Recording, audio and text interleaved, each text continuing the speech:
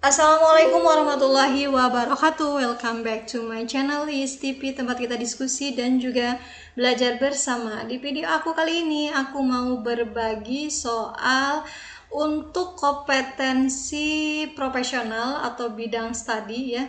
Khususnya ini adalah bidang studi bahasa Indonesia untuk guru kelas SD ya.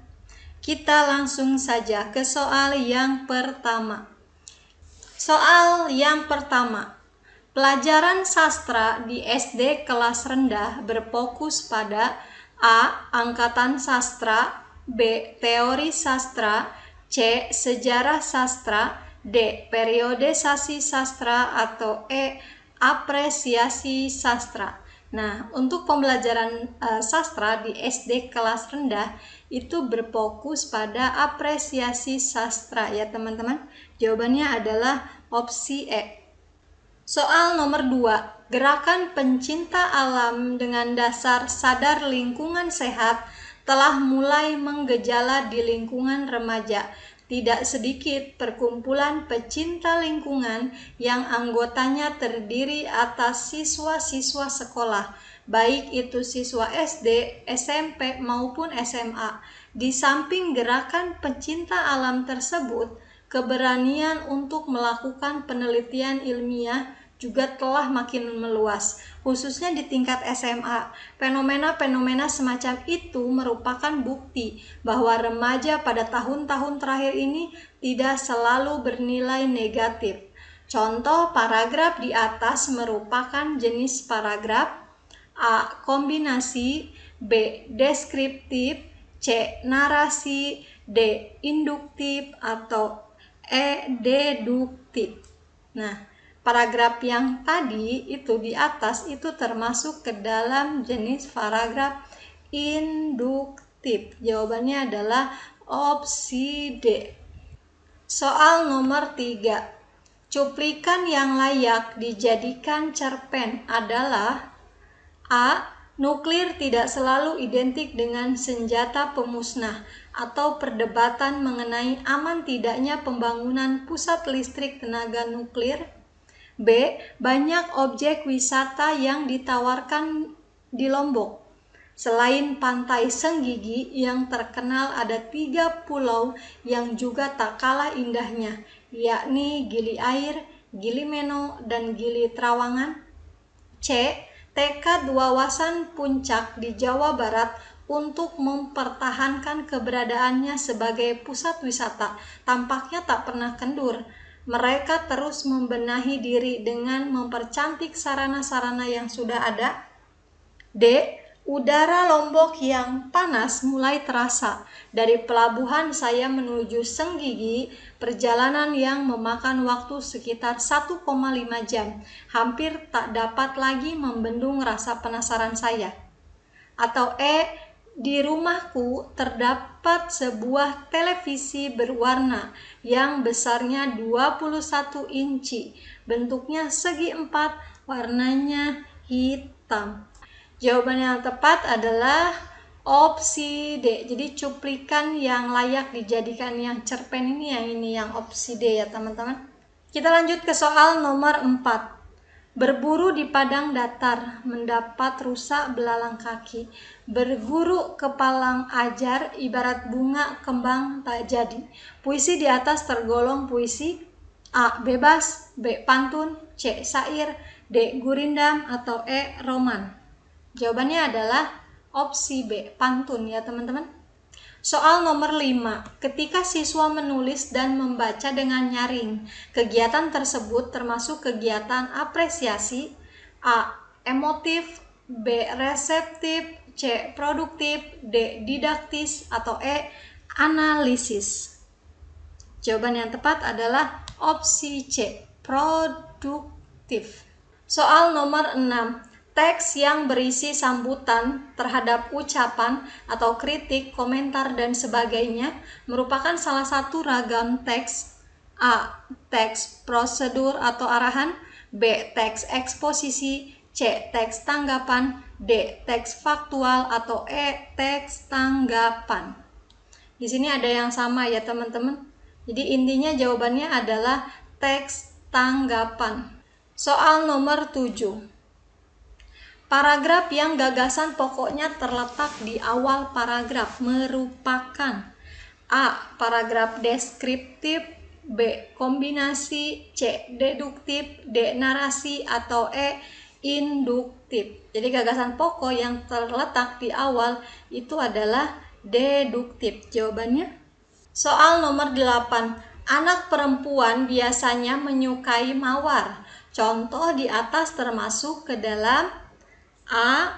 Konjungsi, B. Kata hiponim, C. Kata ganti, D. Kata ulang, atau E. Kata yang sama. Anak perempuan biasanya menyukai mawar. Itu menggunakan kata hiponim. Jawabannya adalah opsi B. Soal nomor 9. Yang pertama, gaji guru honorer tidak dinaikkan. Dalam bulan Ramadan, kaum muslim berpuasa. Contoh di atas merupakan A. Kalimat interrogatif, B. Kalimat aditif, C. Kalimat responsif, D. Kalimat deklaratif, atau E. Kalimat imperatif. Jawabannya adalah kalimat deklaratif ya teman-teman untuk contoh kalimat yang di atas ini. Soal nomor 10. Teks ini merupakan tujuan sosial menilai perilaku atau karakter dalam cerita dan memiliki struktur judul, pengenalan, kejadian, dan interpretasi. Hal ini termasuk ke dalam teks A. Eksplorasi, B. Naratif, C. Anekdot, D. Cerita berulang, atau E. Teks eksplanasi. Jawaban yang tepat adalah opsi E. Teks eksplanasi. Soal nomor 11. Alia menulis surat. Ibu bertamu ke rumah bibi. Surat ditulis Alia. Contoh di atas termasuk ke dalam kalimat A. Langsung, B. Tidak langsung, C. Verbal, D. Nominal, atau E. Lengkap. Nah, untuk contoh kalimat yang di atas itu termasuk ke dalam kalimat verbal. Jawabannya adalah opsi C. Soal nomor 12. Di sebuah padang rumput ada 3 ekor biri-biri bersaudara. Karena masih kemarau, padang rumput mulai mengering. Ketiga biri-biri itu bingung dan mulai merasa khawatir. Badannya mulai menjadi kurus karena kurang makan. Akhirnya, mereka berunding untuk pindah ke tempat lain. Si sulung mengusulkan agar mereka pindah ke padang rumput lain. Tetapi mereka harus menyeberangi sungai yang ada titian di atasnya. Cuplikan tersebut lebih banyak mengandung unsur A. Tema, B. Latar, C. Alur, D. Penokohan, atau E. Amanat. Nah, untuk cerita di atas itu lebih banyak mengandung unsur penokohan. Jawabannya adalah opsi D. Soal nomor 13. Kejadian ini saya alami ketika akan berangkat ke sekolah tanggal 3 Desember lalu. Ketika itu, ada seorang remaja duduk di pinggir jalan. Usianya beberapa tahun di atas saya. Ia seperti orang sedang sakit. Tampak badannya menggigil karena demam. Tentu saja saya kasihan sekali pada orang itu. Saya harus menolongnya. Bagian orientasi dinyatakan dengan kalimat yang keberapa? Apakah yang pertama, kedua, ketiga, keempat, atau kelima?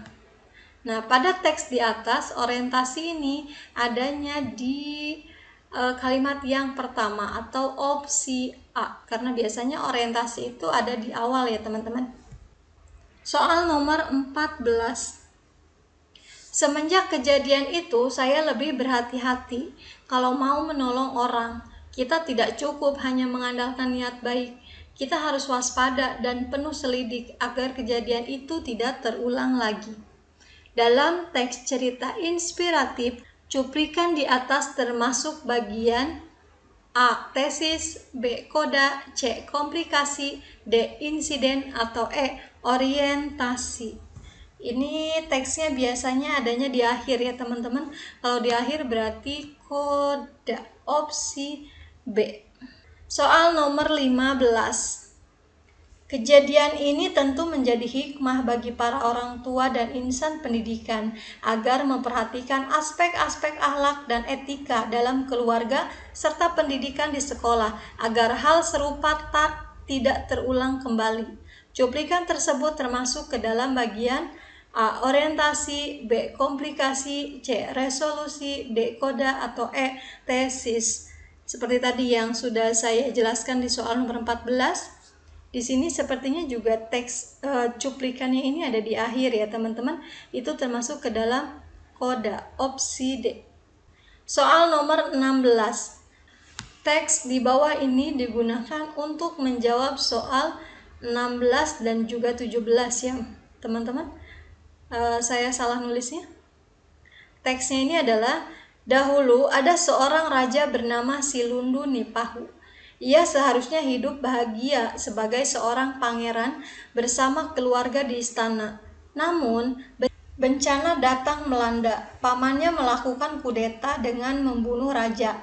Ayah Silundu terbunuh. Silundu juga dikejar-kejar pamannya untuk dibunuh. Pemuda ini mewarisi cincin kerajaan pewaris tahta. Oleh karena itu, pemuda ini melarikan diri ke hutan. Amanat yang terkandung dalam cuplikan di atas adalah A. Tidak boleh saling membunuh, B. Tidak boleh merebut hak orang lain, C.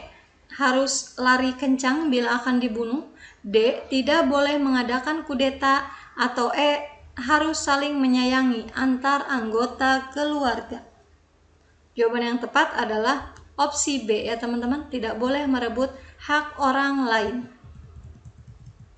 Kita lanjut ke soal nomor 17. Kutipan teks di atas merupakan bagian dari teks yang tadi ya teman-teman. A. Orientasi, B. Komplikasi, C. Evaluasi, D. Resolusi, atau E. Koda. Jawaban yang tepat adalah opsi A. Ini adalah cuplikan untuk orientasi atau di awal. Soal nomor 18. Dalam membuat teks non-fiksi tentu tidak dapat dipisahkan dari proses kegiatan menulis. Tahapan menulis dengan ciri diperlukannya format baku yang menjadi acuan untuk menyesuaikan tulisan mulai dari ukuran kertas, jenis font, spasi, menambahkan ilustrasi, atau gambar lain, dan lain sebagainya. Hal tersebut terdapat dalam tahapan A. Tahap pra-menulis, B. Tahap menulis, C. Tahap merevisi, D. Tahap mengedit, atau E. Tahap mempublikasikan. Jawabannya adalah opsi D ya teman-teman. Itu adalah tahapan untuk tahap mengedit. Soal nomor 19.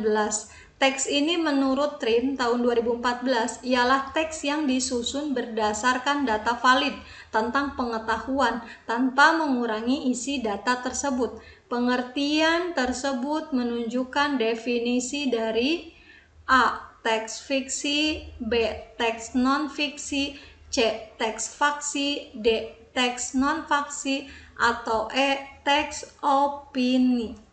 Jawabannya adalah teks non-fiksi berdasarkan data valid. Nomor 20.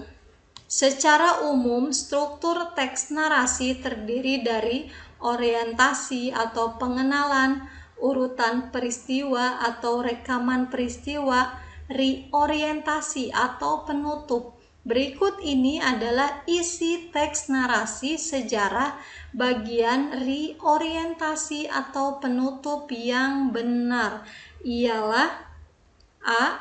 Simpulan, penilaian, pendapat, komentar, atau opini oleh penulis mengenai peristiwa sejarah yang diceritakan di dalam teks.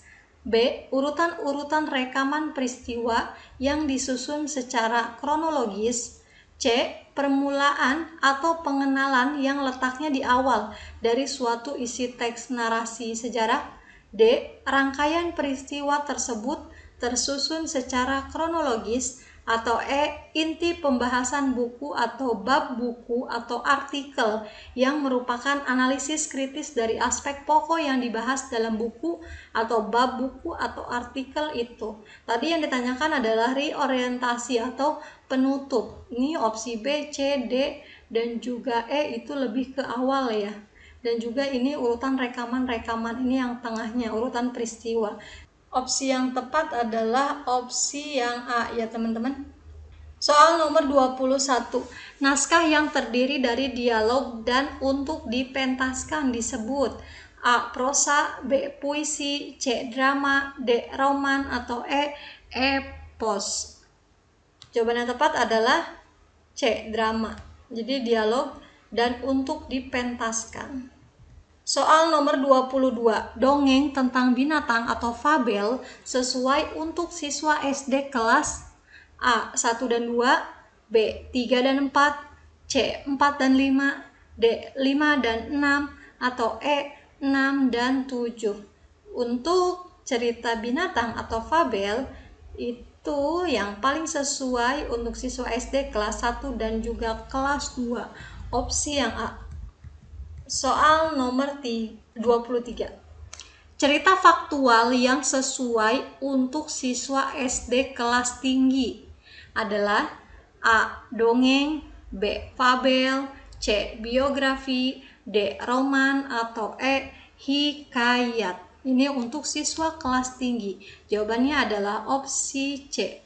Biografi. Soal nomor 24. Pilihan kata dalam puisi disebut A. Diksi, B. Seleksi, C. Afirmasi, D. Improvisasi, atau E. Imagery. Jawaban yang tepat adalah A. Diksi. Soal yang terakhir. Di bawah ini terdapat kegiatan apresiasi sastra anak, kecuali A. Mendongeng, B. Mendramatisasi karya sastra, C. Mengarang puisi, D. Membaca puisi, atau E. Membaca pengumuman. Kecuali ya teman-teman, jawabannya adalah opsi E. Membaca pengumuman. Oke, terima kasih buat teman-teman semuanya yang sudah menonton video aku ini sampai selesai. Semoga bermanfaat untuk teman-teman semuanya ya. Materi untuk profesional atau bidang studi bahasa Indonesia khususnya untuk guru kelas SD ini masih banyak. Teman-teman masih ada waktu untuk mencari lagi materi yang lainnya ya. Teman-teman bisa mencarinya lagi, menambah wawasan lagi di buku-buku paket kelas 4, 5, dan juga 6 khususnya. Oke, terima kasih teman-teman semuanya. Semoga bermanfaat. Salam sehat dan juga semangat. Wassalamualaikum warahmatullahi wabarakatuh. See you di next video.